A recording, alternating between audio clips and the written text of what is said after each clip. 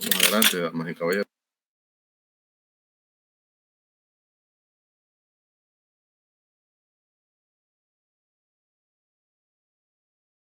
Igual no importa, si hay algún aspecto que ustedes consideren que no abarcaron, igual tenemos la parte de teoría y lo que me falta a mí por abarcar, que sé que es bastante. Así que eso se trata de la presentación. Igual recuérdense que, bueno, ustedes están a nivel de licenciatura, pero ya tenemos que tener la capacidad de poder abarcar lo más relevante en un tiempo establecido. Porque yo sé que este tema se presta para horas, hablando, horas, pero hay que también saber dosificar.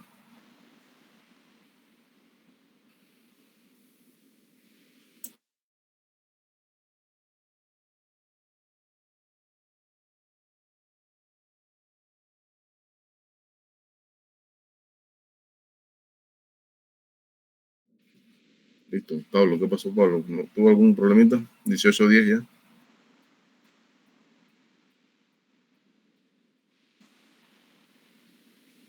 Sí, profe, es que yo tengo un enredo aquí con las diapositivas porque yo hice dos documentos y hay uno que no estaba completo. Ya le comparto.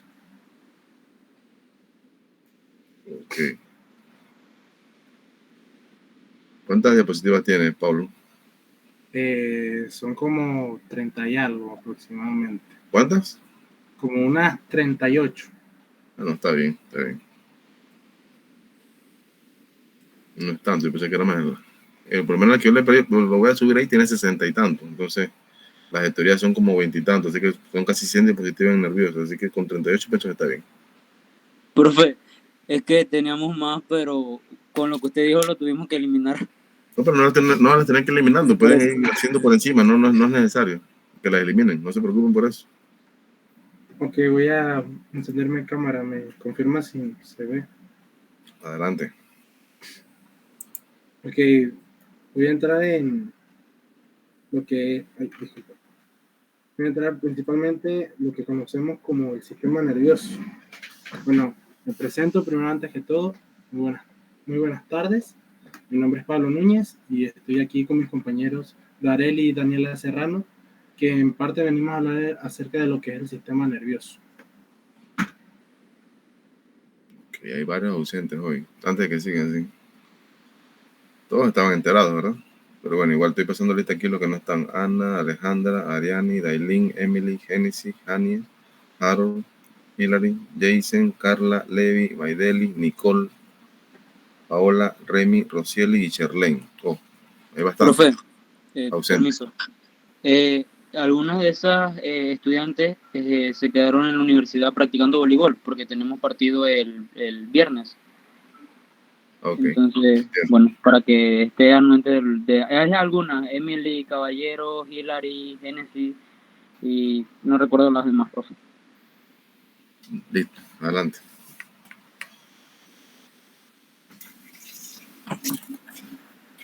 Muy buenas tardes, profesor y compañeros. El día de hoy, mi grupo conformado por Pablo Núñez y mi compañero Darel Morales hablaremos sobre todo lo que abarca en términos generales el sistema nervioso. Principalmente, ¿qué es el sistema nervioso? Este es uno de los más importantes, complejos y altamente organizados del cuerpo humano. Muchas personas cuando escuchan el término del sistema nervioso piensan solamente en la palabra nervios, pero lo cierto es que se trata de un entramado que comprende muchas más partes del cuerpo y que tiene una función esencial en él. Este se llama sistema nervioso al conjunto de órganos y estructuras de control e información del cuerpo humano. Estas están constituidas por células altamente diferenciadas, conocidas como neuronas. Estas son capaces de transmitir impulsos eléctricos a lo largo de una gran red de terminaciones nerviosas.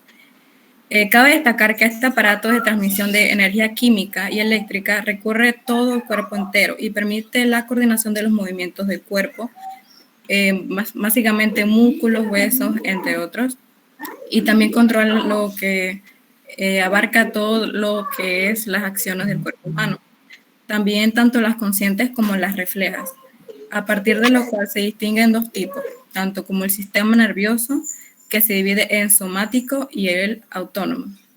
El sistema nervioso somático se ocupa de la conexión entre las extremidades del cuerpo y el cerebro, mientras que el autónomo hace lo que abarca las acciones reflejas e involuntarias. Siguiente diapositiva, por favor.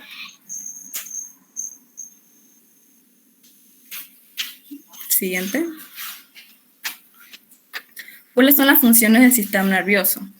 Este tiene tres funciones básicas. Abarca la sensorial. Esta permite los cambios de estímulos internos y externos con los receptores u órganos receptivos. Estos cambios incluyen una amplia gama de factores físicos como la luz, presión, concentración de sustancias químicas y otras. También abarca la integradora. Esta analiza la información sensorial y toma las decisiones apropiadas. Se activa o se modifica por la información que está almacenada y se recupera de la memoria.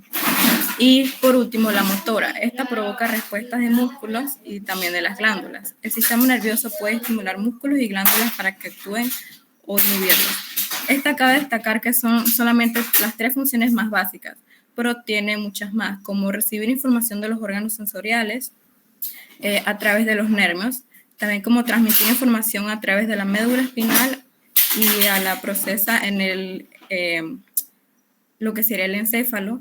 También dirige las reacciones de nuestro cuerpo hacia el mundo y controla también la mayoría de nuestras funciones internas, todo desde el movimiento muscular, también lo que abarca la dilatación de los vasos sanguíneos, incluso hasta el aprendizaje de datos anatómicos y fisiológicos, y también a recibir y procesar toda la información que tenemos del medio ambiente y de nuestro exterior, como así también de lo que abarca dentro del cuerpo, con el fin de regular el funcionamiento de los demás órganos y sistemas. ¿Cómo es posible que el sistema nervioso maneje todo esto? Esto es mediante el envío de señales sumamente rápidas, eléctricas y químicas entre las células. Siguiente diapositiva, por favor. ¿Cómo está formado? Este sistema nervioso está formado por dos tipos de células, las neuronas y las células gliales, también llamadas glia o neuroglia. Lo que es la neurona es la primera unidad básica y fundamental del sistema nervioso. Esta se encarga de procesar y transmitir la información a través de todo el sistema nervioso. Y lo que son las glías son células que realizan la función del soporte y protección de las neuronas. Siguiente diapositiva.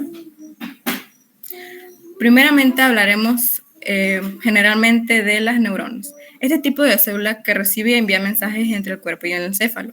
Los mensajes se envían por medio de una corriente eléctrica débil y también se llama célula nerviosa.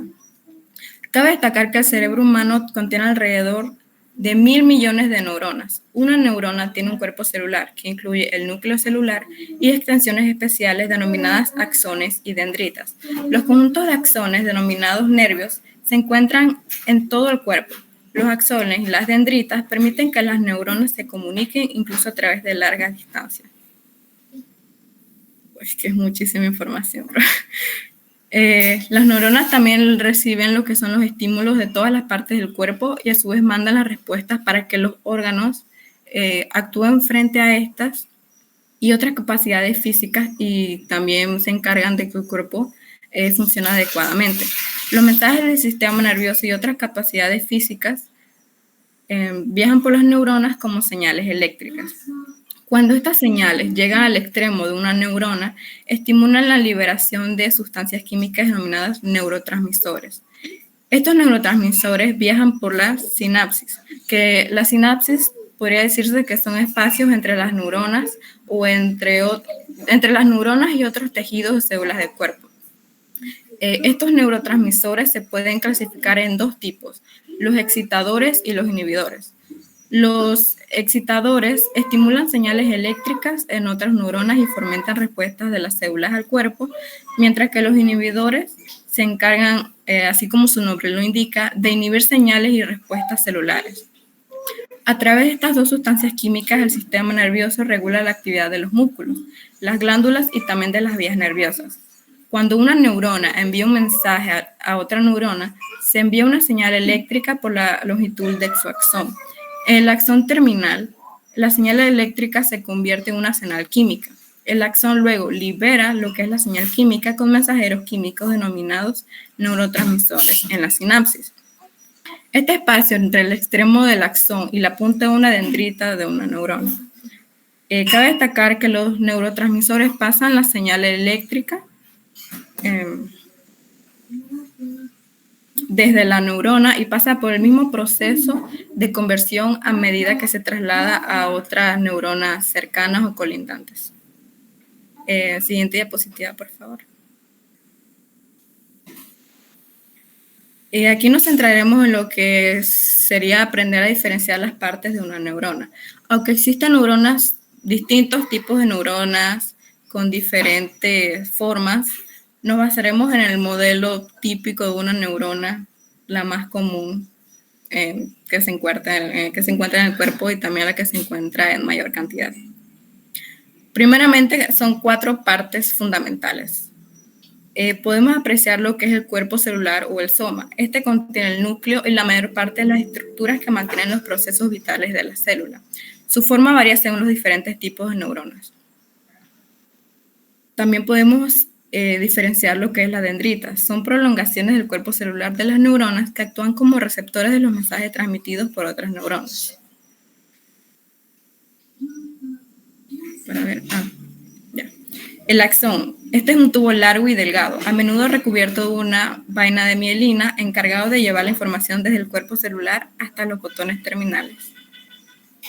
Y por último, los terminales o botones terminales, que es la parte externa del axón. Esta información pasa de una neurona a otra y esta se transmite, como dije anteriormente, a través de lo que se llama sinapsis, que es una unión entre los botones terminales de la neurona emisora y la dendrita de la célula receptora. Siguiente diapositiva, por favor. A su vez, lo que son las neuronas podemos dividirlas en 2. Esto se causa ya que dependiendo de la función que realicen las neuronas, pueden dividirse en 2. Por ejemplo, la neurona motora y la neurona sensitiva.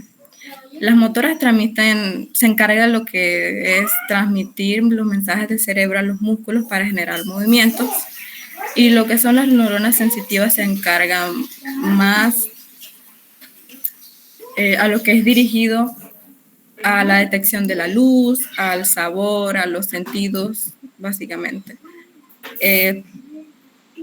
Por decirlo así, los 5 sentidos que lleguen desde el tacto y otras partes del cuerpo y que esa información llegue al cerebro. Esto también se encarga de otras partes del sistema nervioso que controlan los procesos involuntarios.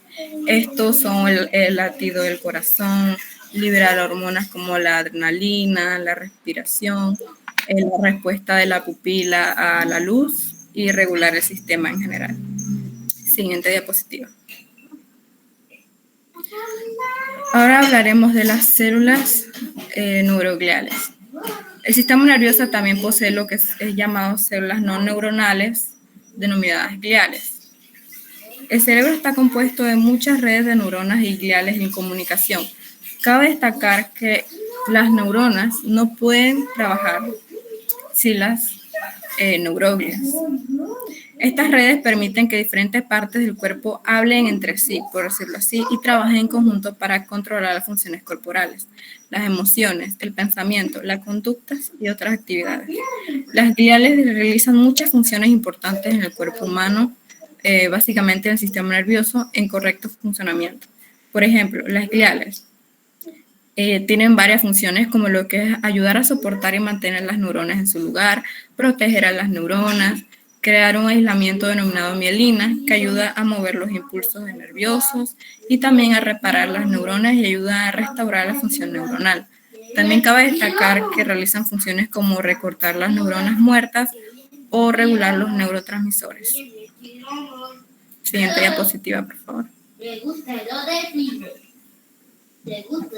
Ok, yo antes de abarcar lo que es el sistema nervioso central y el sistema nervioso periférico, yo quería dar otro tipo de dato que es acerca de las células neurogliales que se encuentran en el sistema nervioso periférico, tanto los que se encuentran en el sistema nervioso central.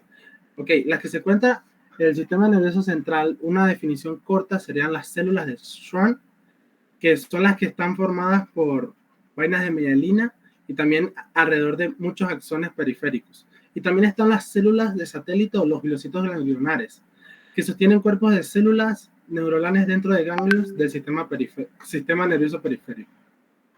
Y ya lo que sería, esas serían las dos células que se encuentran en el sistema nervioso periférico. Ya en el sistema nervioso central se encuentran muchos más, que en este caso en vez de ser 2 serían 4, que sería una de las ya mencionadas, que serían los oligodendrocitos, que forman vainas de mielina alrededor de las acciones del sistema nervioso central. También está la microglía, que migra a través del sistema nervioso central y también fagocita el material extraño y degenerado. Ya también están los astrocitos, que ayudan a regular el ambiente externo de las neuronas en el sistema nervioso central. Y por último también estarían las células ependimarias, que también están con las células epiteliales que revisten los ventrículos, que son en este caso las cavidades del cerebro y el conducto central de la médula espinal. Ok, disculpen.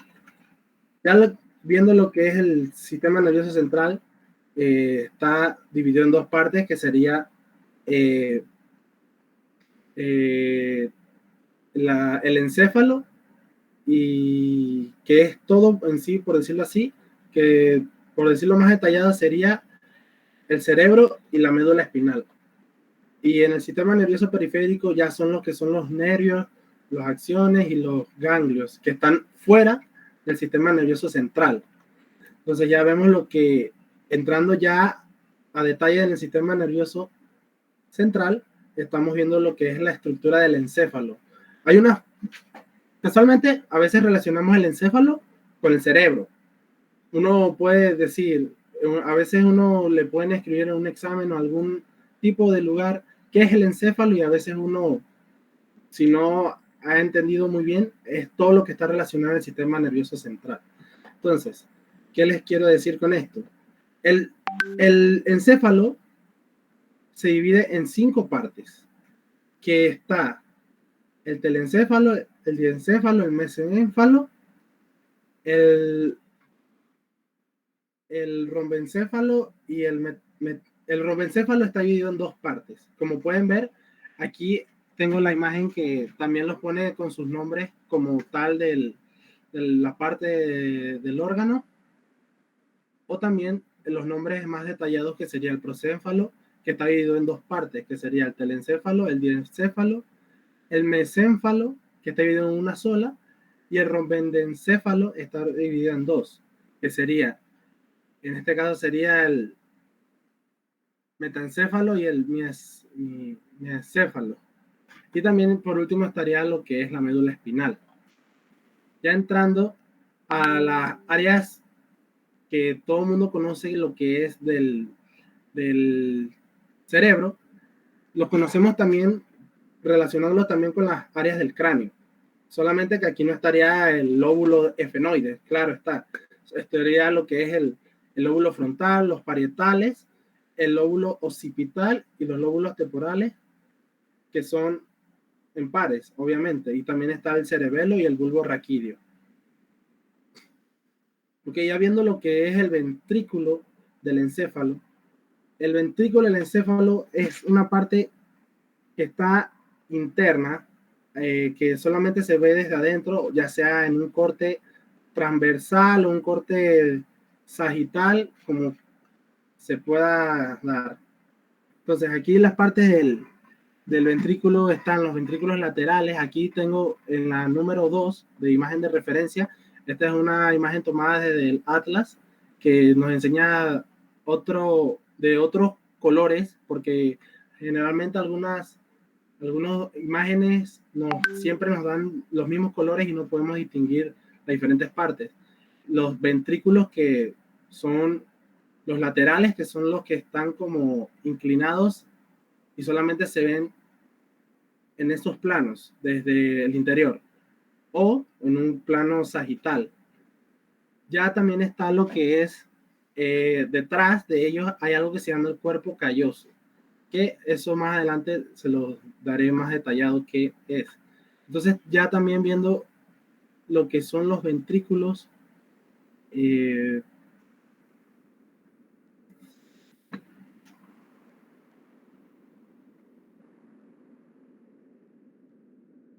disculpe, profe, aquí me perdí, profe, lo siento. Adelante. Sí, ok, ya viendo lo que es el encéfalo y las áreas funcionales del cerebro,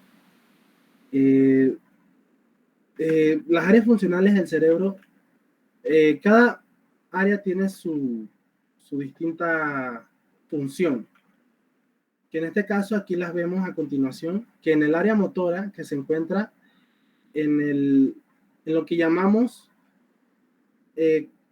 corteza motora, y también está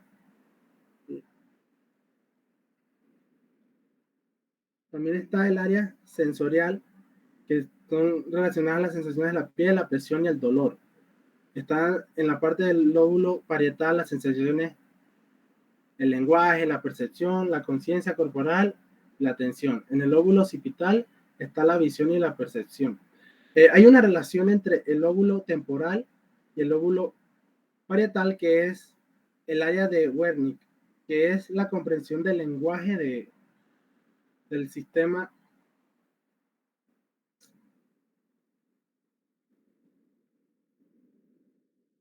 que fue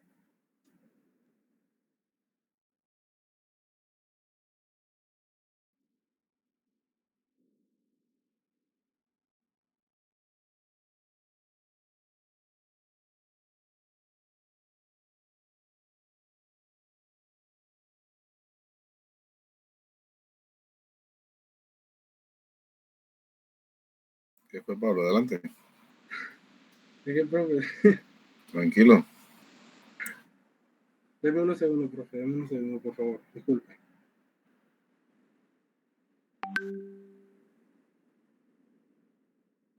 Vamos, que va bien.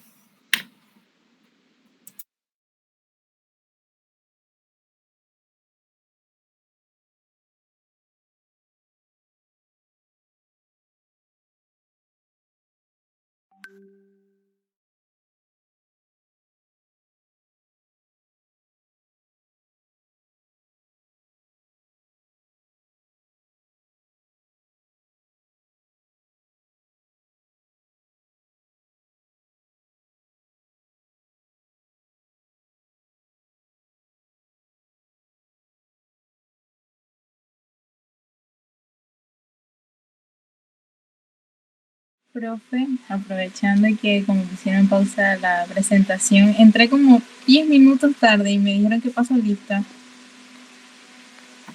Sí, para hacer lista con los que no están conectados, que me salen aquí. Profe, yo también. Ya le pongo presencia. Okay, a mí también. gracias. Paula Arauz. Ariane Acosta.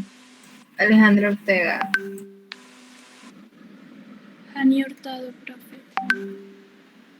Ok, ya, las 4 le puse el gancho. ¿Estamos listos, Pablo? Vamos, que el tiempo corre, damas y caballeros.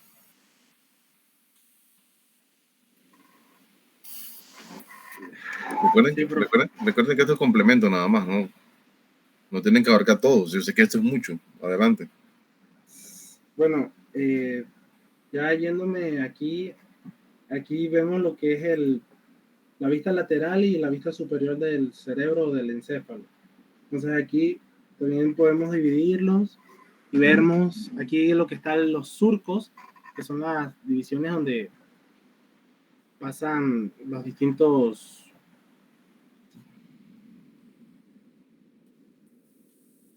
Ay, profe, lo siento. La verdad lo siento mucho. Okay. Tranquilo. Adelante, siga. Me estás hablando de los surcos. Ahí se ven divididos los lóbulos. Sí, esta es la imagen referente al libro de Stuart. Y aquí se ven divididos en cada área cómo están divididos los surcos, el surco central que divide, por decirlo así, en dos partes iguales el cerebro, y también están los surcos laterales, que es la que está dividiendo los temporales con el parietal y el frontal, que es la que le da la... Es como relacionado también con las suturas, por decirlo así, podría Sí. decirse así. Es lo que divide cada lóbulo. Sí, correcto. Ujú. Que ya entrando a detalle que no mencioné, que es acerca de lo que es las partes de los lóbulos. El lóbulo frontal tiene el control del motor voluntario de los músculos esqueléticos, también la Sí. personalidad, los procesos intelectuales superiores. También concentran y también están en la concentración y lo que es la toma de decisiones, lo que es la comunicación verbal. El lóbulo parietal también está relacionado a las sensaciones cutáneas y también las musculares, el entendimiento del habla y la formulación de palabras para expresar sentimientos y pensamientos. Lo que me refiero en sentimientos no serían como tal, sino las emociones y también la interpretación de texturas y las formas que vemos. Lo que es el temporal son las sensaciones auditivas, el almacenamiento, la memoria de experiencias auditivas y visuales. Tanto está relacionado también lo que es al escuchar una música. Cuando tenemos ese almacenamiento, memorizamos una canción y nos las aprendemos de memoria hasta que llegamos a repetirla constantemente, o también algunas personas también tienen el desarrollo de la memoria fotográfica, si no me equivoco, que recuerdan ver una imagen y se acuerdan detalladamente cómo es. También están esas personas. Eso no, la mayoría de los seres humanos posee esa característica, lo que se llama memoria fotogénica, lo que quiero explicar. También está el lóbulo occipital, que está relacionado a lo que es la integración de movimientos y también lo que es los enfoques de los ojos, las experiencias visuales previas y otros estímulos sensoriales. Ok, ya viendo otro punto aquí, sería las técnicas para ver el encéfalo o el estudio del encéfalo. Ok, en el estudio del encéfalo están las que son con resonancia magnética, que usan un gran imán y ondas de radio para observar órganos y estructuras que se encuentran en el interior del cuerpo. Los profesionales de la salud utilizan estas imágenes para diagnosticar una variedad de afecciones, desde rupturas de ligamentos hasta tumores. También están otras, que sería el electroencefalograma, que se refiere a la actividad neural que se mide como mapas con electrodos en el cuero cabelludo. Algunos casos se han visto también en películas o en series, si no lo han visto en el área médica, que a veces las personas les pegan como unas tapitas con cinta que se adhieren al cuero cabelludo, o se los ponen así, le ponen, o a veces en unos casos le ponen como un gorro que tiene ya los electrodos que se unen al cuero cabelludo. También está lo que es la magnetoencefalograma, que es la actividad magnética que se mide usando bobinas magnéticas y gráficos matemáticos.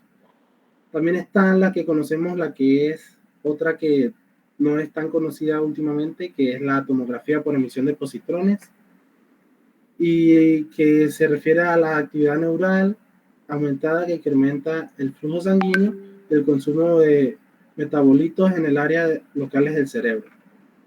Esto se mide usando desoxiglucosa con marcador radiactivo. Ok, ya entrando a las partes del encéfalo, vamos a entrar en una de las ya mencionadas, que esta forma parte del prosencéfalo, que sería el diencéfalo, que contiene el epitálamo, el tálamo, el hipotálamo y parte de la glándula hipófisis. El hipotálamo desempeña muchas funciones vitales, la mayor parte de las cuales se relaciona de manera directa o indirecta con la regulación de actividades viscerales por medio de otras regiones del encéfalo y del sistema nervioso autónomo. Aquí, como vemos, aquí están divididas las partes del diencéfalo, que en este caso aquí está el epitálamo, el hipocampo, que se ve aquí detalladamente, se ve en color, en la imagen número 2 se ve de color rojo oscuro, un rojizo oscuro. El tálamo y el hipotálamo, el tálamo es el área mayor y el hipotálamo es el área más pequeña, y el subtálamo es una extremidad del tálamo como tal. Ya viendo el otro punto, sería del prosencéfalo, sería el mesencéfalo, o se le conoce también como, no, profe, aquí me equivoqué, disculpe, que sería, ya es otra parte del encéfalo, que sería el mesencéfalo, también conocido como cerebro medio, que está situado debajo de la parte central del prosencéfalo, que actúa como un maestro de ceremonias, coordinando todos los mensajes que llegan al cerebro y los que salen hacia la médula espinal. También está el metencéfalo y el mielencéfalo, que esas forman parte de lo que es el rombencéfalo. Ya viendo aquí los pares craneales. Los pares craneales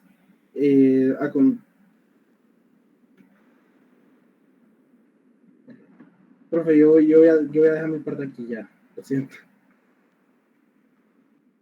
¿Qué pasó, Pablo? Por si va bien. No es eso, es que... Va bien. No es eso, profe, es que... luego le cuento. Ok. Vamos a continuar entonces. Bueno, a mí me corresponde hablar sobre la dura madre. La dura madre es la meninge exterior. Ella protege el sistema nervioso central, que como dice mi compañero, el sistema nervioso central es el encéfalo y la médula espinal. En la columna, ella se ve como un cilindro hueco, formando una pared fibrosa y espesa. También es sólida y poco extendible. Ella se extiende hasta la 12 o también a veces hasta la tercera vértebra sacra. Tanto la pia madre como la aracnoide reciben el nombre de leptomeninge. ¿Ya? La superficie interna de esta es lisa y pulida, y esta corresponde a la capa endóstica, mientras que la externa es regularmente redondeada y responde a las paredes óseas y ligamentosas del conducto vertebral. Esta corresponde a la capa de la meninge. La dura madre, propiamente dicha, que no continúa en el canal vertebral. Esta es separada por el espacio epidural, y esta última es libre en su parte posterior. Anteriormente se halla en contacto con el ligamento longitudinal posterior en sentido lateral, y esta se prolonga alrededor de cada nervio espinal, el que acompaña adelgazándose cada vez más por fuera del foramen intervertebral. El extremo superior continúa sin límites netos con la dura madre craneal, y por su superficie externa se adhiere, constituye el fondo del saco dural, que se mantiene a nivel de la CO2 o la C3 y contiene la cola de caballo y el filum terminal. Este último es en la parte más inferior del sacro dural. Perfora a la dura madre, que se aplica contra él envainándolo, y desciende hasta la primera vértebra cocigia, y bueno, la dura madre se adhiere a la cara anterior del conducto sacro. Siguiente diapositiva, por favor. Siguiente. Siguiente. Ajá. El sistema linfático. Aquí debería ser el sistema linfático, pero ¿qué pasa? El sistema nervioso no tiene sistema linfático, sino que se llama sistema linfático. Este es también conocido como vía de limpieza linfática. Esta vía de limpieza desecha desechos del sistema nervioso central de los organismos mamíferos. Aunque el sistema linfático es responsable de eliminar proteínas extracelulares, exceso de fluido y productos desechos del metabolismo del tejido periférico, curiosamente, lo que acabo de decir, el cerebro y la médula espinal carecen de vasculatura linfática. Eso quiere decir que no tienen sistema linfático, sino sistema linfático. Esta es la razón por la que el tejido del sistema nervioso central funciona en ausencia de la circulación linfática convencional. Esta vía consiste en una ruta periarterial de entrada para el líquido cefalorraquídeo a la parenquima cerebral. Esta está acoplada a un mecanismo de limpieza para la eliminación del líquido cefalorraquídeo y intersticial y solutos extracelulares de los compartimentos del cerebro y la médula espinal. El intercambio de solutos entre el líquido cefalorraquídeo y el líquido intersticial es impulsado por el pulso arterial y regulado durante el sueño por la expansión y contracción del espacio extracelular del cerebro. La limpieza de proteínas solubles, productos de desecho, el exceso de fluido extracelular, se logra a través del flujo convectivo del líquido intersticial y facilitado por los canales de agua acuporina, acupecuad, astrocítica. El término, este es un dato, el término del sistema linfático fue acuñado por una neurocientífica llamada danesa Maiken Neher, dada la dependencia del sistema de las células gliales y por su papel en funciones linfáticas del sistema nervioso central. Siguiente diapositiva, por favor. Ausencia de conductos linfáticos en el sistema nervioso central.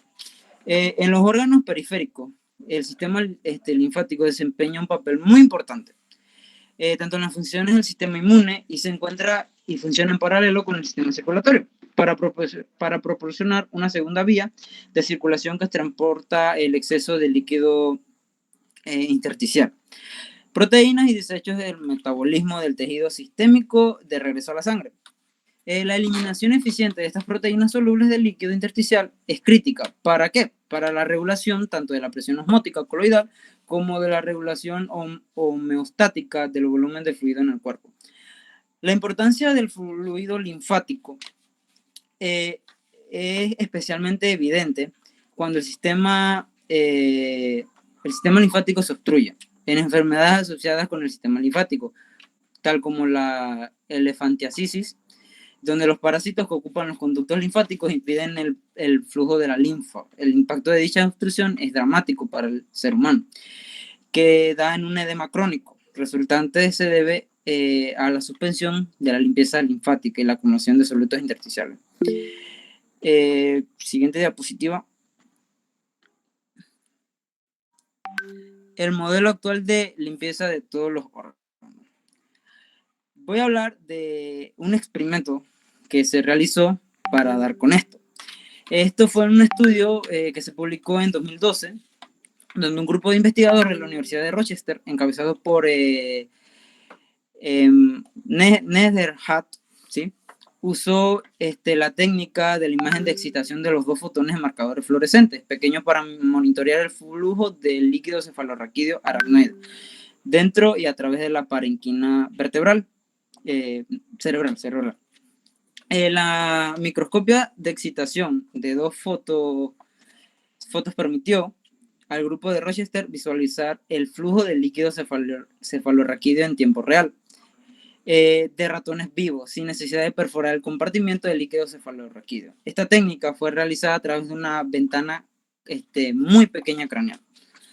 De acuerdo a estos hallazgos del estudio, el líquido cefalorraquídeo subaracnoide entra rápidamente al cerebro a lo largo de los espacios paravasculares, rodeando así las arterias penetrantes.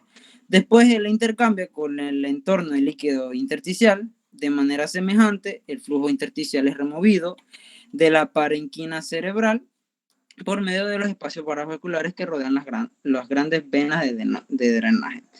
Ahí podemos observar en imagen cómo es todo ese flujo del líquido cefalorraquídeo que se pudo tomar cuando se analizó el cerebro en esta investigación de esos ratones vivos.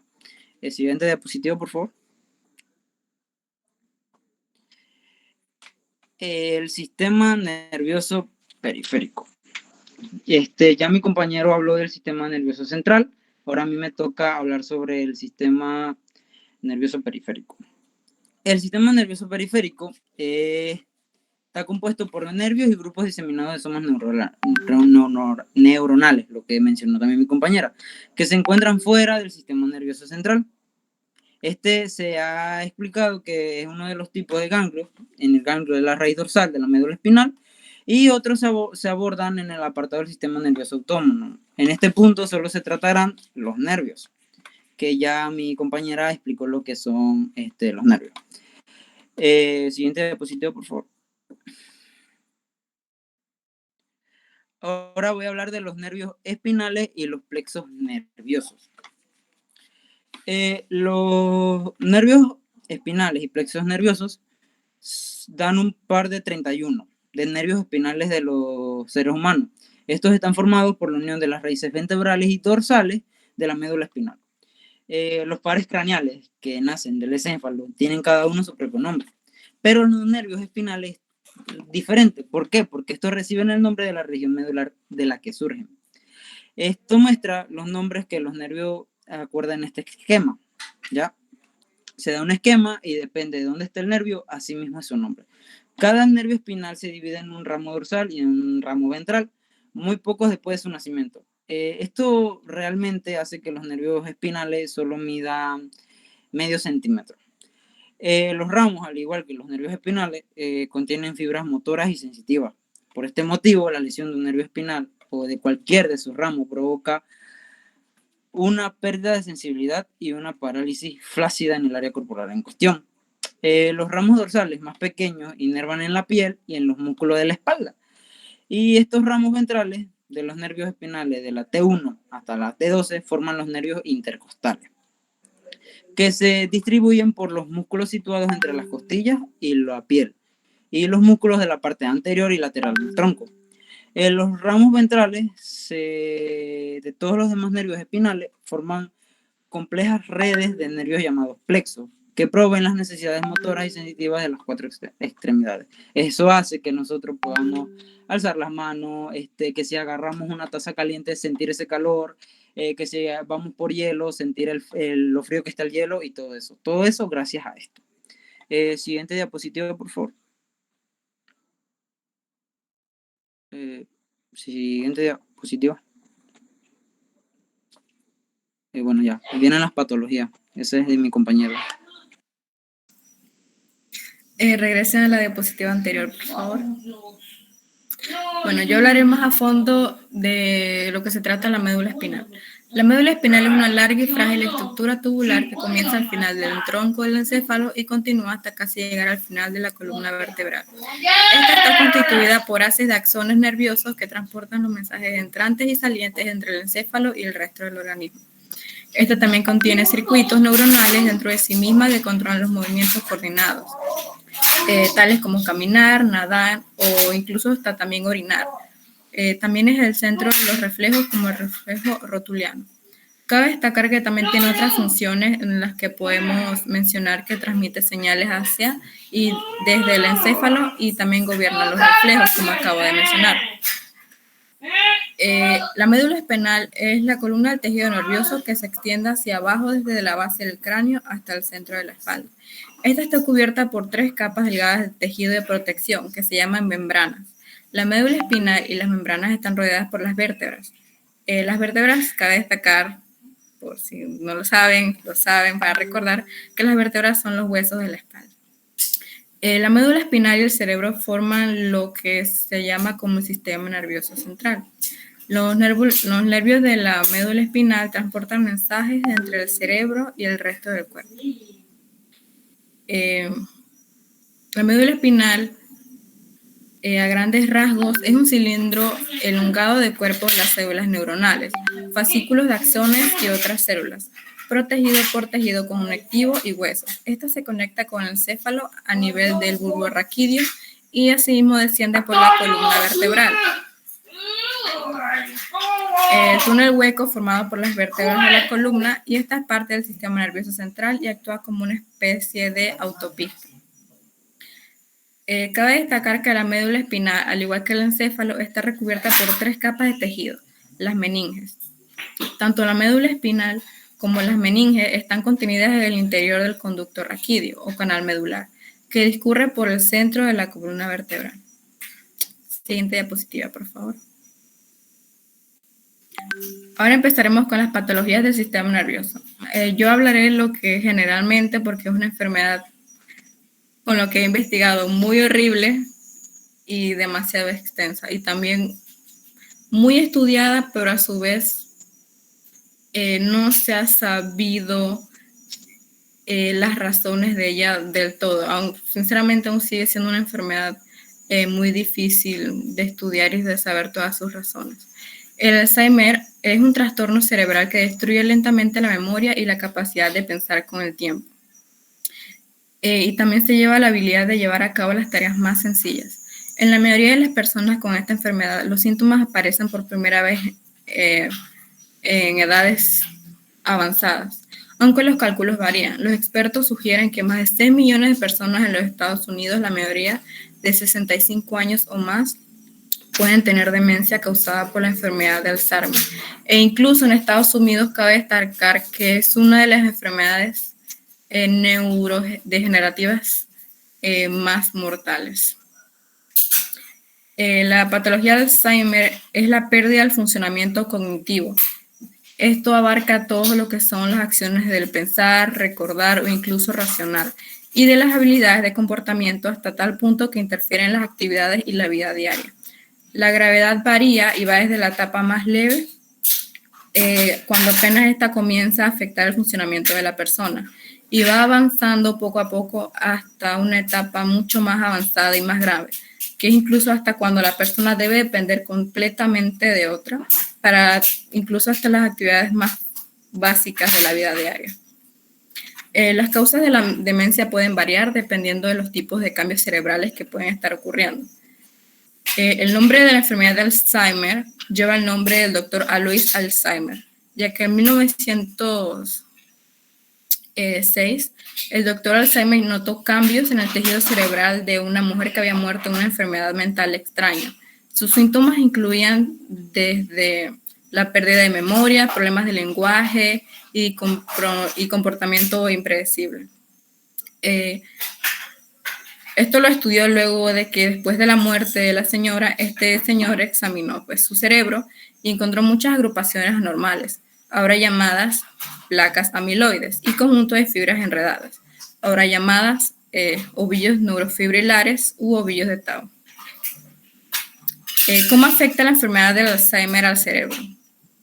Los científicos continúan tratando de entender los cambios cerebrales complejos que ocurren a lo largo de esta enfermedad, y es probable que los cambios en el cerebro puedan comenzar una década o más antes de que aparezca algún síntoma. Las neuronas que anteriormente eran sanas dejan de funcionar. Estas pierden sus conexiones con otras neuronas y mueren. Se cree que muchos otros cambios cerebrales complejos también desempeñan cierta función en la enfermedad de Alzheimer. Como mencioné anteriormente, el Alzheimer consta de 3 etapas. Un segundo.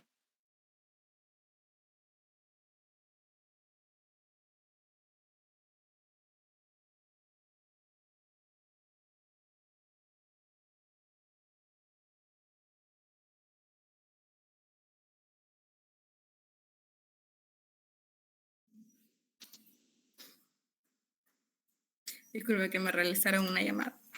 Como decía, la enfermedad del Alzheimer consta de 3 etapas.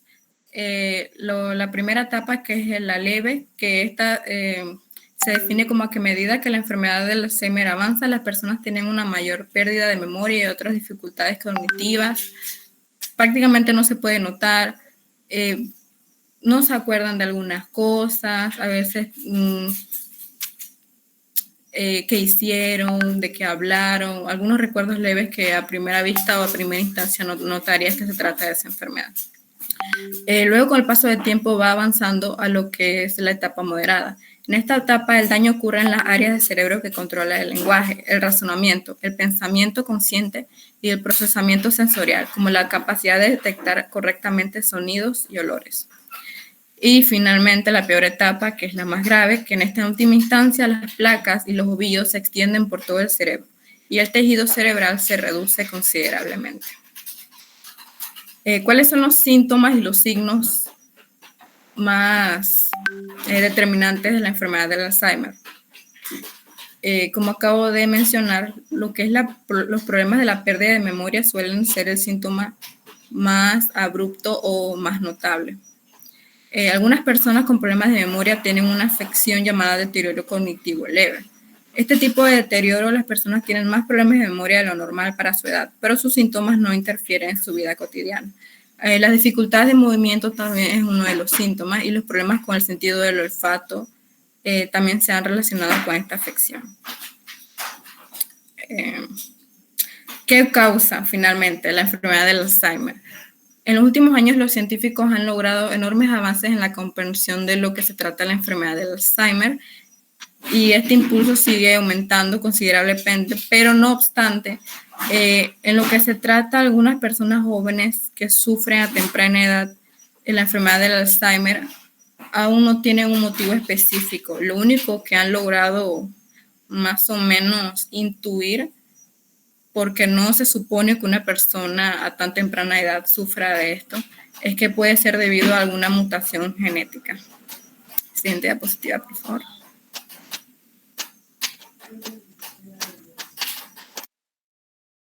Bien, a mí me corresponde hablar sobre la parálisis cerebral. Aunque esto no es una patología, sino más una lesión cerebral irreparable. Esto se produce antes, durante o después del nacimiento y afecta de forma permanente a la capacidad motora de los músculos al no llegar a ella las órdenes cerebrales que necesitan para realizar sus funciones. Hay distintos tipos de parálisis cerebral, dependientemente de la parte del cerebro afectada y por lo tanto también del cuerpo. Los efectos funcionales o la respuesta del tratamiento. Las causas son causadas por lesiones o anomalías del cerebro. La mayoría de estos problemas ocurren a medida que el bebé crece en el útero. Estamos hablando cuando el niño nace ya con parálisis cerebral.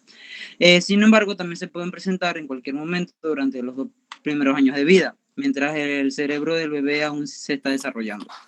En algunas personas con parálisis cerebral, parte del cerebro se lesionan debido a un nivel bajo de oxígeno.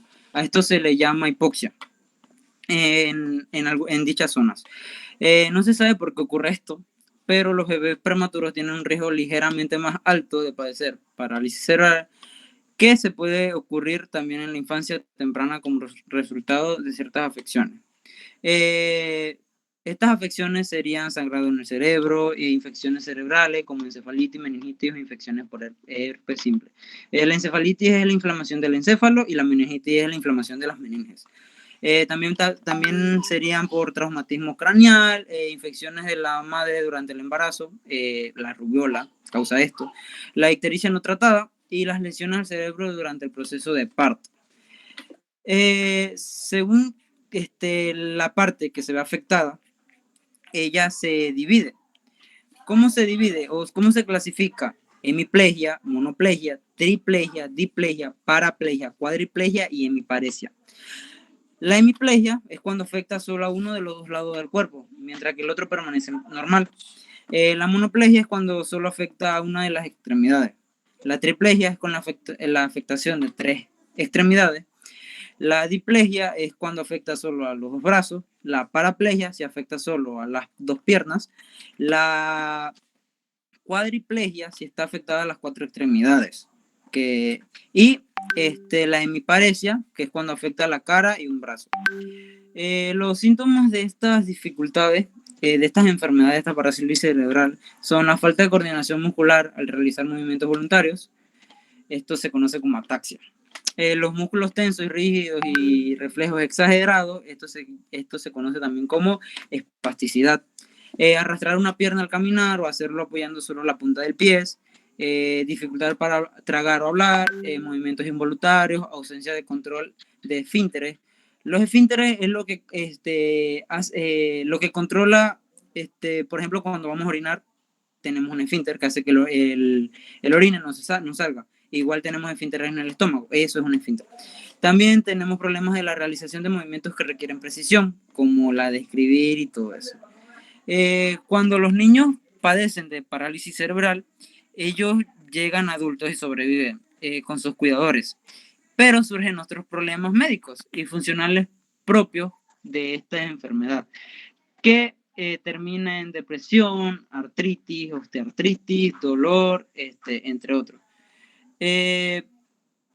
Pero la verdad no son muchos de los pacientes que padecen parálisis cerebral que superan los 65 años. Sin embargo, si se atiende a la clasificación antes mencionada, puede dar la impresión de que hay numerosas personas mayores con parálisis cerebral. Aunque la verdad no es así, aun cuando los sistemas motores pueden inducir a creerlo. Y bueno, ya siguiente diapositiva, por favor.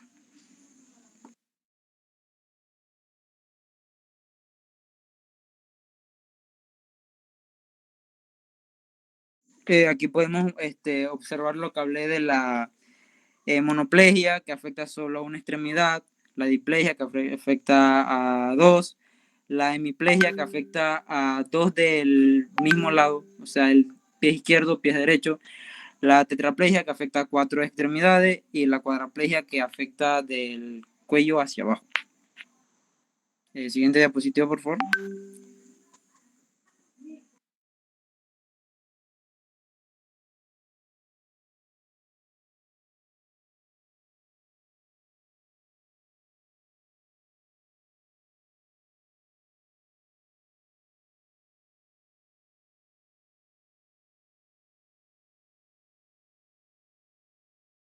Creo que ya eso era todo, profe.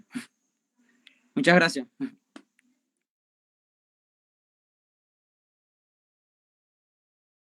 Cabe destacar que era muchísima más información, pero tratamos de acortar bastante y resumir lo más posible y hablar en general. Es importante que lo que tenían lo suban al Schoology, como lo tenían inicialmente. Porque de hecho el objetivo es ese, que yo pueda, que entre ambas partes, ustedes y yo, podamos complementar la información, porque ya se dieron cuenta que es bastante, ¿verdad? Ustedes, incluso se lo dije desde el inicio, inclusive cada uno de los integrantes realizó un resumen. Sí, yo se lo dije al inicio cuando vimos el cronograma, que yo sé que este tema es así. Este tema a veces me lo han presentado hasta en 1 hora y media, rayando las 2 horas, en años anteriores. Entonces yo sé que es así. Entonces no se preocupen por eso. Sí es importante que compartan con sus compañeros la información completa. Yo les dije que lo presentaran porque si ustedes vieron ayer, yo solamente me enfoqué en anatomía y tomé casi 2 horas hablándole. Entonces yo hice el cambio porque me falta todavía explicarles lo que es la parte fisiológica, que es lo que voy a hacer, si Dios lo permite, el próximo martes. Mucho de lo que yo voy a hablar el martes ya ustedes lo han introducido de una manera que yo simplemente lo que voy a hacer es complementar esa información que ustedes están dando. Entre ellos, antes de que hagan una pregunta, entre ellos podemos hablar específicamente de lo que es la actividad neuroglial. Ahí Pablo estuvo mencionando al respecto. Ahí podemos ampliar un poquito. Muy bien. Y también lo que es la participación de lo que son las células de Schwann. Tenemos que tener clarito dónde encontramos las células de Schwann y qué relación tienen directamente con una neurona. Esa es mi primera pregunta para ustedes. Cuando me mencionaron las células de Schwann, ¿cómo podría dar una explicación específica de ellas, de su localización y su función? Las células de Schwann. Porque ustedes las mencionaron muy bien.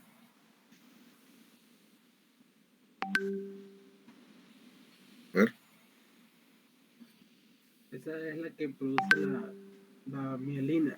Se escucha un poquito lejos, Pablo. Esa es la que produce la mielina. Exacto. Son las que están relacionadas directamente a lo que es la actividad de mielinizar lo que es la estructura de un axón. Esas son las células de Schwann.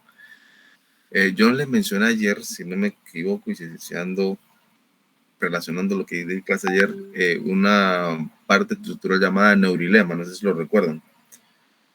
El neurilema es una parte de las células de Schwann que también reciben el nombre de neurolemocitos. Entonces ellas lo que hacen es rodear mediante las vainas de mielina que se encuentran en el axón de una célula típica, como ustedes la mencionaron. Ahí ustedes mencionaron las células de... Pablo mencionó las células, voy a empezar por eso, ¿no? Él le mencionó las células de Schwann, mencionó las células satélite de las gliocitos, pero entre ellas también hablaron las células típicas, con la forma que ustedes, no, perdón, Daniela fue al inicio, que empezó a hablar de ello, y empezó a describir lo que era la conducción de un impulso nervioso y demás. Eso está muy bien, pero específicamente en esa región donde se encuentra el axón y las vainas de mielina que están seccionadas por nódulos, hay una división entre uno y otro que se llama nódulo de Rambier, son lo que permite entonces que la mielina que se acumula dentro de ellas, como células de Schwann, formando sus núcleos específicos, es como una envoltura. Es como que tengamos una estructura alargada y en cada parte alargada tenemos envoltorios. Entonces cada envoltorio eso forma una vaina de mielina y entre cada uno de ellos se forma un espacio que son los nódulos. Entonces eso es lo que se conoce como respuesta saltatoria en la conducción de un impulso nervioso. Y también está relacionado a otro fenómeno más adelante que lo voy a ver en la parte fisiológica y que también tiene que ver con la actividad neuronal cardíaca, que se llama ley de todo o nada. Bien, no sé si la leyeron o lo que investigaron por ahí. Igual, Fox se lo señala también, que es la ley del todo o nada.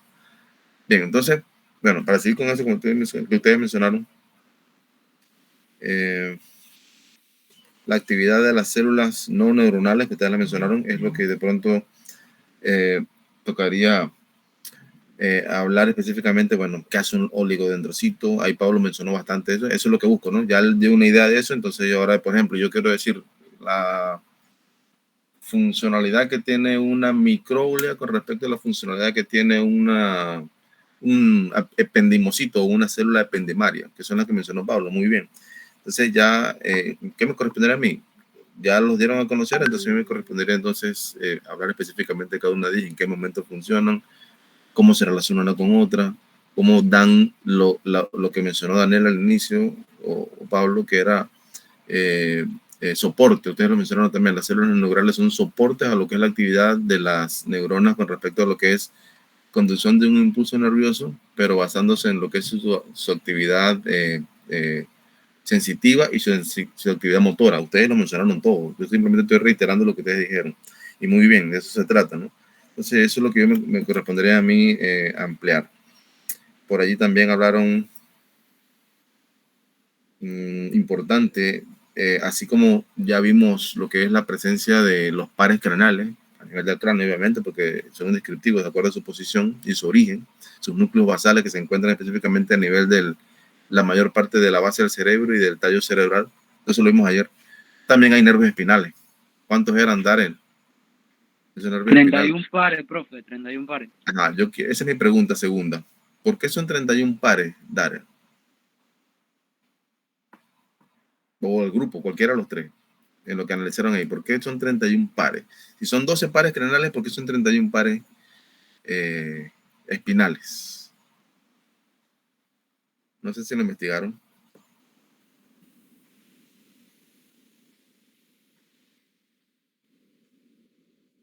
No, profesor, la verdad yo no lo investigué. O sea, lo único que vi era que se ramificaba y no sé, supongo que de ahí por eso son más en más cantidad, ¿no? Pero la verdad no sé, profe. Bueno, no sé si me ponen la diapositiva por ahí para poder explicarles eso. ¿Qué fue lo que preguntó, profe? No escuché. Como ya hemos hablado de pares craneales, hemos considerado ya los 12, ¿verdad? La pregunta para ustedes es, cuando mencionó Darrell, que es importante, yo no he hablado ni siquiera aún de pares espinales, pero sí les he hablado de pares craneales bastante, y ustedes incluso los conocen y los describen bastante bien. Entonces, los nervios espinales son a nivel del sistema nervioso periférico. Ustedes mencionaron que hay una rama posterior, hay una rama ventral, que esas ramas tienen que ver con la conducción de un impulso nervioso para condicionar lo que es una respuesta simpática, una respuesta parasimpática. Todo eso está excelente, está muy bien. Mi pregunta es: ¿por qué son 31 pares craneales?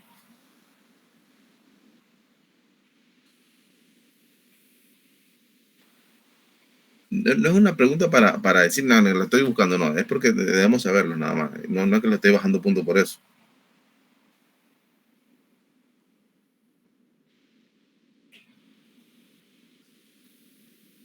A ver. Bien, eso es fácil. Para que ustedes se basen de eso, ustedes tienen que considerar lo que son las regiones de la columna vertebral. ¿Cuántas regiones tiene la región C?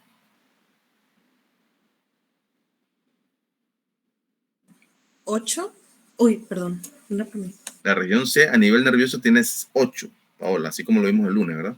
La región T, ¿cuántas regiones tiene? Tiene 12. 12 más 8 es 20. La región L, ¿cuántas tiene? 5. ¿Y la región S? Tiene 4. No. Tiene 5 también. Hasta ahí llevas 30, más 1, que es la coxilla, entonces hace 31 pares espinales, perdón. ¿Lo ven? Ese es el conteo de los 31 pares espinales. Repito, 8 cervicales, 12 dorsales, 5 lumbares, 5 sacras y 1 coxilla. Esa suma da 31 pares espinales. Es sencillito. Bien, parece una pregunta difícil, pero es una pregunta muy sencilla. Se basan de la columna vertebral y simplemente la coxilla la cuentan como 1. Y la S la cuentan como 5 porque recuerden que son 5 vértebras fusionadas. Entonces son puntos específicos de la médula espinal que están relacionados directamente a la posición de las vértebras o de lo que es todo lo que es la columna vertebral. Por eso son 31 pares espinales. Y por tanto, ellos van a tener ramificaciones, así como ustedes lo explicaron, desde la parte posterior, que es la posición anatómica de la columna vertebral, con respecto a los espacios que permiten que los nervios que se ramifican a nivel del sistema nervioso periférico partiendo de la médula espinal tengan entonces un ramo posterior y un ramo que va a ser hacia la parte anterior para permitir que se den todas las inervaciones de todos los órganos viscerales, reproductores, respiratorios, circulatorios.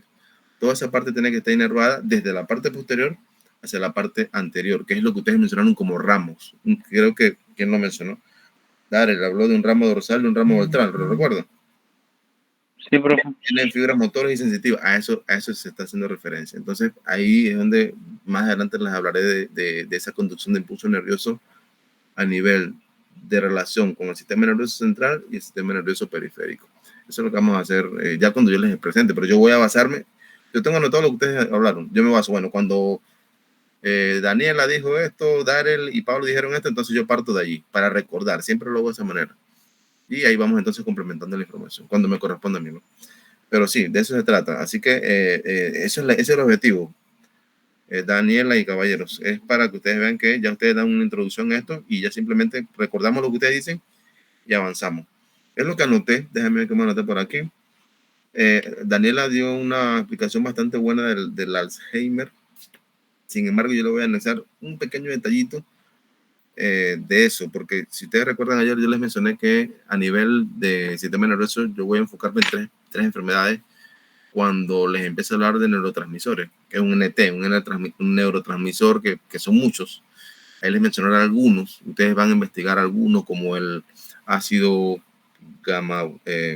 aminogamobutírico, que es el GABA, acetilcolina, noradrenalina,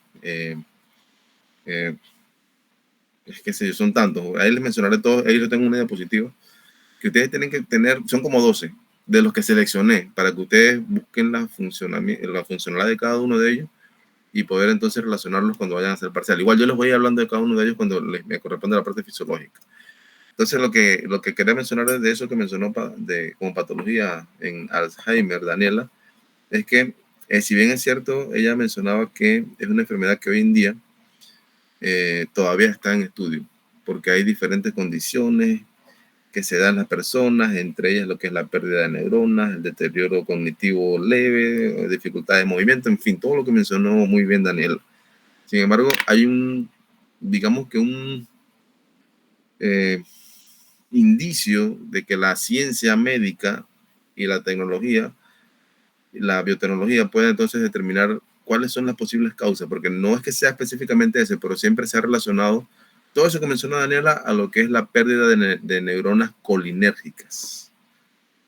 O sea, ¿qué es neurona colinérgica? Son neuronas que permiten la distribución de acetilcolina, que es un neurotransmisor. Entonces, cuando se ven deterioradas esas neuronas colinérgicas y que no hay producción específica de acetilcolina, entonces se puede caer en la condición de Alzheimer y por lo regular está condicionado allá a la tercera edad. Creo que también lo mencionó Daniel, a la tercera edad en adelante, ¿verdad? Entonces, ahí les hablaré eso más adelante, pero sí solamente quiero anexar eso. Pérdida de neuronas colinérgicas es lo que ha orientado un poquito más a la ciencia médica para poder determinar, bueno, cuáles son las posibles causas. Estoy hablando de una posible causa porque todavía sigue en investigación esa enfermedad, al igual que la enfermedad de Parkinson, que ahí vendría siendo, ahí sería ya no neuronas colinérgicas, ahí sería entonces degeneración de neuronas dopaminérgicas. O sea, en lo que es la producción de dopamina, que es otro tipo de neurotransmisor. Y por allí también creo que les mencioné la de Huntington, que vendría siendo específicamente por degradación de lo que es la producción de ácido GABA o lo que es el ácido aminogamma butírico, que es el GABA, ¿sí? Que también les hablaré de ellos. Todos son neurotransmisores. Los neurotransmisores tienen diferente origen. Algunos son de origen proteico, otros son de origen, aminoácidos, que también son proteínas, otros son de origen catecolamina, otros son de origen peptídicos, polipéptidos, en fin, son diferentes tipos de neurotransmisores. Pero ya me correspondería a mí ampliarles eso más adelante. Así que ahí estoy haciendo un resumen más o menos de lo que ustedes dijeron. Está bastante bien. Entonces, ya Pablo me está explicando qué fue lo que sucedió. Acá, Pablo ya lo leí, no le respondió, pero ya lo leí. Emily ya la leí también, para que se me está escuchando acá. Vamos a ver si tienen alguna pregunta para sus compañeros, jóvenes estudiantes, médicos. Por favor, mínimo 3, recuerden. Quiero ver qué tanto lo estaban escuchando. Ahora, adelante. Yo tengo, Pues Meli. yo tengo la pregunta, ¿cuáles entonces serían los tipos de neuronas, por lo menos en términos de la función de los impulsos que transmiten? Ok. Tengo entendido que se divide en tres, lo que serán las neuronas aferentes, las neuronas eferentes y las interneuronas. Bueno, ese sería sí, de acuerdo a lo que pregunta Rosmeli, más que todo en cuanto a conducción. Ahí entonces es importante eso que está mencionando Daniela, ampliarlo de acuerdo a lo que es el tipo de conducción que, por ejemplo, un estímulo, un centro integrador, que esto lo vimos el lunes también, y también una actividad motora. Es decir, cuando hablas de aferente, mencionas aferente, tienes que tener en cuenta que se está relacionado directamente. Tengo entendido que la aferencia es la conducción de los estímulos sensoriales y la eferencia es la conducción de estímulos que conllevan directamente a una reacción del cuerpo. Exacto, eso es importantísimo relacionarlo directamente, ahí estás complementando la respuesta, correcto, Daniela, porque por eso son vías, ¿no? Cada vía condiciona una respuesta a lo que ocurre de acuerdo a lo que va a ser parte de lo que es la conducción de un impulso nervioso. Así que es importante eso. Muy bien. ¿Alguno más para ellos? Ya respondió Daniel. Vamos a ver si le hacemos una pregunta a Pablo y una a Darrell, de acuerdo a lo que ellos mencionaron, compañeros. Por favor. Sí, buenas noches. Mi pregunta es, ¿cuál es la diferencia entre el sistema nervioso autónomo y el sistema nervioso somático? Anthony Kiel, muy bien, Anthony. Bien. Adelante. Ajá, te lo voy a responder yo. Vale. Mira, en la descripción previa te dice que de los nervios, te da que la división motora es diferente del sistema nervioso periférico, que él se centra en el sistema nervioso somático. La subdivisión del sistema nervioso periférico, que controla los músculos esqueléticos, antes de empezar con la anatomía del sistema nervioso autónomo, te voy a decir las importantes diferencias, ¿ya? O sea, eso es antes para que lo puedas entender mejor. Que entre las subdivisiones somáticas y las autónomas del sistema nervioso periférico. Los órganos efectores y los neurotransmisores empleados se diferencian en el patrón de las vías motoras. En la división somática, los somas de las neuronas motoras están dentro del sistema nervioso central. Y sus axones, que son los nervios espinales, recorren todo el camino hasta los músculos esqueléticos a los que inervan, ¿ya? En el sistema nervioso autónomo tiene dos neuronas motoras en la cadena. O sea, que la primera neurona motora de cada par está situada en el encéfalo o en la médula espinal. Y su axón es el axón preganglio, que es el axón antes del ganglio, ¿ya? Y él sale del sistema nervioso central y hace sinapsis con la segunda neurona motora, que en un ganglio situado fuera del sistema nervioso central, ¿ya? Esto también se le conoce como nervio pélvico, porque salen en los plácnicos. Diga, profe. Sí, cerca del plácnico, sí. Ajá, que estos alcanzan hasta la cavidad pélvica. Y allí los axones pregánglicos, preganglionares, algo así. Ajá. Preganglionares y postganglionares, que es lo que te está diciendo. Ajá, hacen sinapsis con las segundas neuronas motoras, que en los ganglios terminales y en las proximidades de los órganos, los que inervan dentro de esos mismos órganos. Bueno, esa sería la diferencia. No sé si me entendió. Déjeme decirle algo. La respuesta es muy buena, Darrell. Es muy buena. Yo te he seguido todo lo que me dijiste, pero posiblemente tu compañero no te está comprendiendo, o quizás sí, si ya lo leyó, sin un esquema. Porque ahí lo que estoy haciendo, yo, que por lo menos lo conozco, ¿no? Estoy visualizando todo lo que te está diciendo con una imagen del sistema nervioso. Yo no sé si alguien más en el grupo lo hizo así. Sí. Dígame con toda honestidad. Se refiere como que las respuestas están como en términos muy técnicos. No, la respuesta está muy bien, está completa, pero para poder comprender la respuesta, a ver, Anthony, ¿usted la comprendió la respuesta de él? Honestamente. No, la verdad no. Ok, no se preocupe, de eso se trata. No, le digo, la respuesta está buena, pero por eso es que para mí es importante que usted pueda visualizar, así como estamos haciendo en el esqueleto, visualizar anatómicamente lo que está diciendo, y créanme que eso es bingo para todos. Ustedes pueden hacerlo de manera muy fácil. Entonces, posiblemente así lo hizo Darrell. Ya se está visualizando la imagen de lo que está diciendo y por eso fue tan fluido en lo que fue diciendo.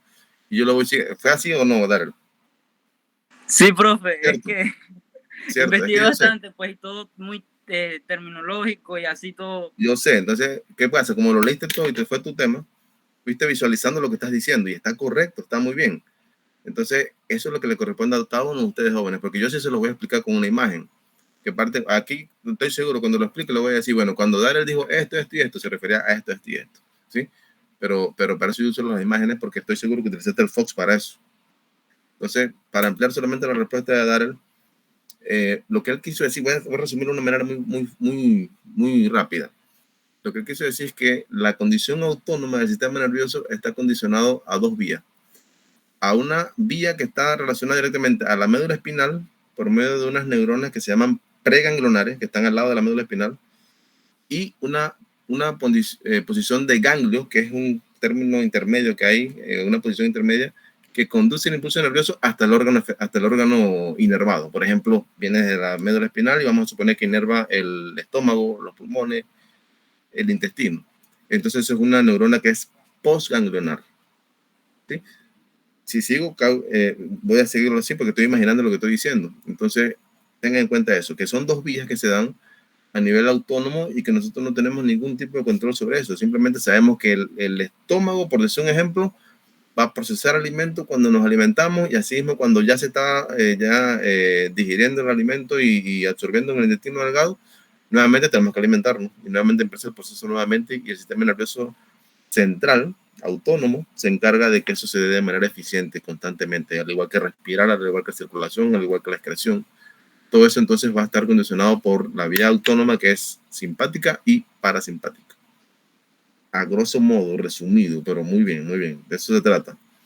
Que comprendamos el tema de esa manera. Entonces, Anthony, posiblemente ya cuando veamos el esquema, esa respuesta que dijo Darrell muy bien, sea un poco más fácil o más comprensible. ¿Sí? Porque igual lo vamos a tener que ver todo, porque eso es parte del examen. De esa manera, sí. El de fisiología, sí, es un poquito, no es tanta memoria, el de fisiología es un poquito más descriptivo, que usted puede hacer, como hizo Darrell, una descripción que ya se la estudió, pero la dijo con sus palabras y está considerando todas las partes. Esa es la parte fisiológica, los exámenes de teoría. Vamos a una pregunta más, a ver si tenemos una pregunta para Pablo, de lo que él habló. Yo se la quiero preguntar. Alejandra. ¿Qué pares craneales pasan por el prosencéfalo? Ajá. Eso está recientito, lo vimos ayer.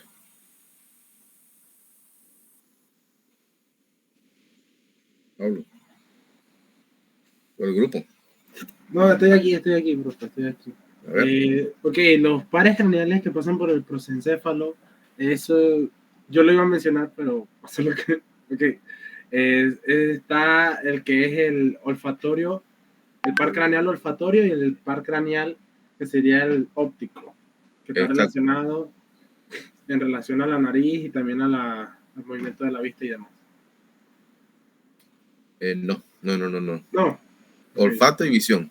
Sí, eso mismo, Olfato y visión, no, porque movimiento Sí. es otra cosa de la vista, es otra Sí, cosa. sí. Es músculo, es olfato y visión. Sí. Son el 1 y el 2, los dos primeros pares craneales, Alejandra, que en este caso vendrán siendo la base del encéfalo, la base del cerebro, que corresponde a lo que es el prosencéfalo. Muy bien, Pablo, ¿alguna pregunta, otra extra para sus compañeros? Así en general, para cualquiera de los tres.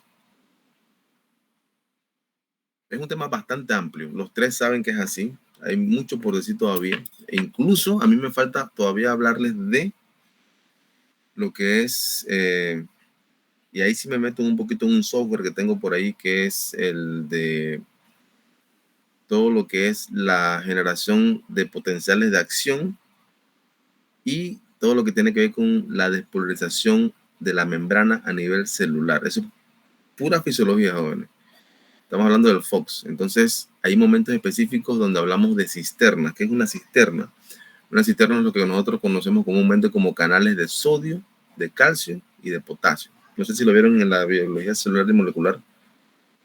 Es importante porque eso se ve en la parte A, porque en la B yo la necesito utilizar. Entonces, los canales de sodio, calcio y potasio juegan un papel muy importante en lo que es la generación de potenciales de acción para que la membrana se despolarice y permite entonces que a nivel autónomo mantenga su eficiencia. Hablemos del corazón, hablemos principalmente de lo que es la frecuencia cardíaca, cómo se da esa despolarización de la membrana. Pero eso ocurre en todos los nervios, ¿sí? Y entonces hay eventos específicos donde los iones a nivel interno de la célula se regulan con la parte externa y viceversa. Y hay momentos específicos donde ocurren incluso en milésimas de segundo para permitir entonces que ocurra ese equilibrio iónico de esos iones de calcio, sodio y potasio. Pero bueno, eso es una bioquímica y fisiología que también me correspondería hablarles a ustedes cuando estemos en teoría, que ya yo ampliaría de esa manera. Y también lo asociaría a lo que son los neurotransmisores. Así que bueno, como introducción al sistema nervioso está muy bien. Daniela, Darel, Pablo, comprendido lo que sucedió.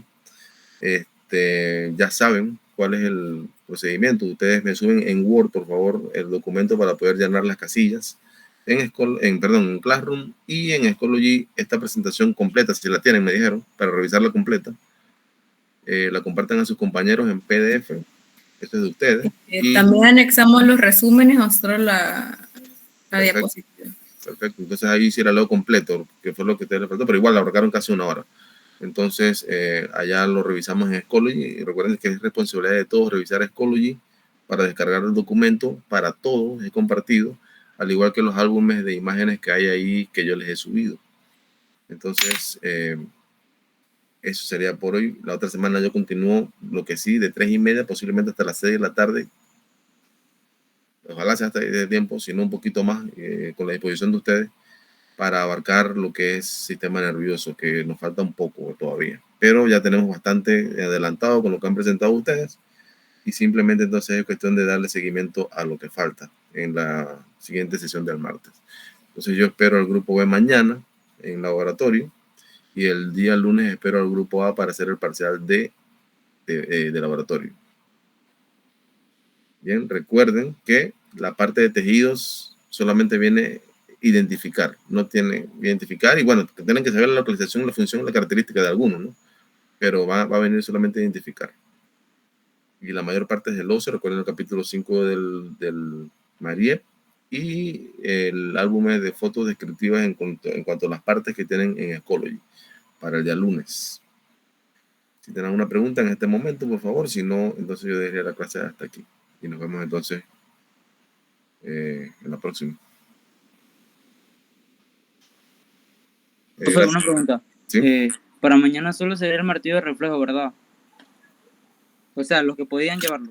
Sí, yo tengo 3. Si alguien tiene uno más, mejor. Sí, es que yo le pregunto porque averigué el kit y te da más cosas acerca del sistema nervioso para verlo y eso, entonces por eso le preguntaba, pero bueno, ya, gracias. ¿Lo tiene? Bueno, lo puedo llevar mañana. Si lo puede conseguir, perfecto. Pero sí, Bueno. sí. Pero yo tengo 3. Sí, pero es para hacer más, pero sí. Sería bueno. Dale, profe. Ok. Hasta luego, jóvenes. Entonces, que estén muy bien. Nos vemos entonces la próxima. Hasta luego, profe. Chao, profe. Buenas noches, profe.